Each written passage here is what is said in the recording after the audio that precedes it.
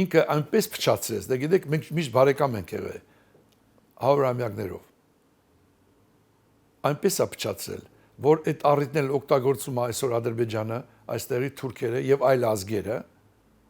իդ ավելի շատ են խորացնում։ Եթե այսպես շարունակվի, դա ես չգիտեմ, անդունդից դուրս գալը շատ երկար ճանապարհ է պահանջվելու։ Բայց ես հավատացած եմ, որ կարող ենք վերականգնել։ Կարող ենք վերականգնել եւ որ իշխանությունները, այ ասեմ, Փաշինյանը այսօր, եթե ինքը գնա ընտրությունների, դա իր համար ավելի վատ է։ Փաշինյանը պետքա մի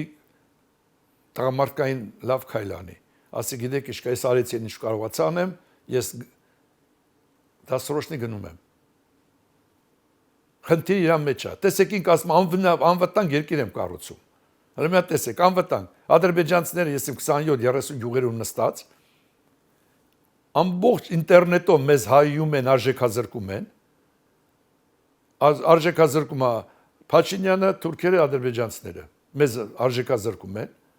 Եվ ինքը հիմա դրանց մրցման մեջ է մտել, թե ով ավելի շատ կարող է արժեքազրկել հայերին։ Եվ դրանց հետո մենք ասում ենք մենք խաղաղության պայմանագիր ենք ստորագրում։ Եվ բոլորն էլ ծիծաղում են, բոլորը։ Պարոն Փաշինյան, ճիշտ կլինի, որ լավ ձևով դուք մտածեք եւ ասեք այո, ես գնում եմ։ Եկեք տեսնենք ոնց կարող ենք այս փոխանցել խաղաղ ձևով իշխանությունը ժամանակավոր կառավարության,